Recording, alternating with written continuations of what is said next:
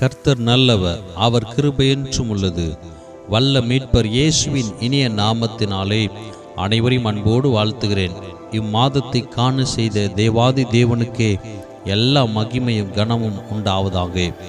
இம்மாத வாக்குத்தத்த திருவார்த்தை செப்பனியா 3:15.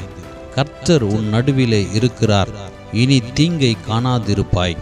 அன்புக்குரியவர்களே, இயேசுவின் நாமத்தில் 2 பேராவது 3 பேராவது எங்கே ஒன்று கூடி அவருடைய உன்னதமான நாமத்தை மகிமைப்படுத்தினால் அங்கே அவர்கள் நடுவிலே இருக்கிறேன் என்று வாக்குரைத்தவர், வாக்கு மாறாதவர், இன்று நம் நடுவிலே உலாவி பெரிய காரியங்களை, அற்புதமான செயல்களை செய்ய போகிறார். கர்த்தராகிய ஆண்டவராகிய இயேசு கிறிஸ்து நம்மை சுற்றிலும் அக்கினியின் மதிலாக இருக்கிறார். நம் நடுவிலே சர்வ வல்லமையுள்ளவராக அசைவாடுகிறார். நம்மை காண்கின்ற தெய்வம், நம்மை காக்கிற தெய்வம் சுற்றி சுற்றி சூழ்ந்திருக்கிறார். ஏன் தெரியுமா? ஆம், நமக்கு தீங்கு செய்யாதபடி பாதுகாக்க ஒருவனும் நம்மேல் கை போட விடுவதில்லை. நமக்கு விரோதமாய் எழும்பும் எந்த ஆயுதமும் வாய்க்காமல் போகும். ஒரு வழியாய் எதிரி உனக்கு விரோதமாய் வந்தால் 7 வழியாய் தலை தெறிக்க ஓட செய்வார். நம் பக்கத்தில் 1000 பேரும் வலது புறத்தில் 10,000 பேரும் விழுந்தாலும் அது நம்மை அணுகாது. காரணம், உன்னதமானவரின் மறைவு, சர்வ வல்லவராம் இயேசுவின் நிழல், அவரின் சேட்டையின் மறைவு. நம்மை தொடுகிறவன் இயேசுவின் கண்மணியை தொடுகிறான். விடுவாரா? விடவே மாட்டார். கண்மணியை போல காக்கும் தெய்வம் இயேசு நம் நடுவில் இருக்கிறார். இனி தீங்கை காணாதிருப்பாய். பயப்படாதே, கலங்காதே, திகையாதே. கர்த்தர் நம்மோடு இருக்கிறார். அன்பு சகோதரனே, சகோதரியே, கைகளை கால்களை தளர விடாதே.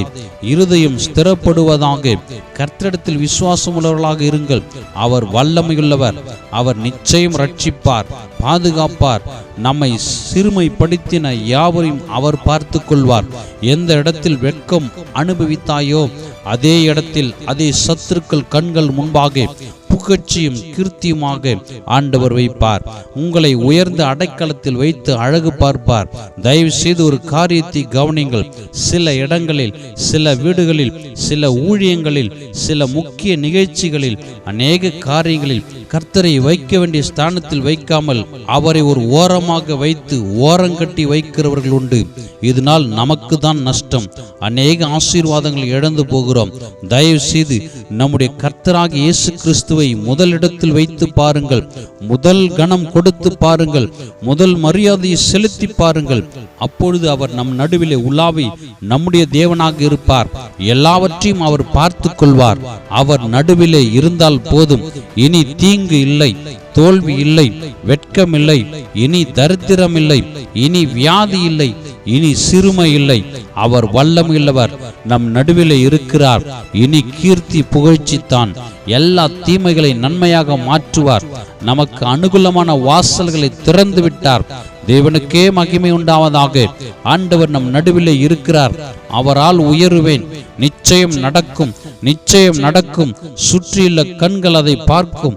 இம்மாதத்திலே அனைவரையும் மீண்டும் ஒரு விசை வாழ்த்தி ஆசீர்வதிக்கிறேன். கர்த்தருடைய வல்ல நாமத்தினாலே ஒவ்வொருவரையும் மேன்மைப்படுத்துவீராக, ஆசீர்வதிப்பீராக. கர்த்தருடைய ஆசீர்வாதம் ஒவ்வொருவருக்கும் உண்டாவதாக. ஆமென்.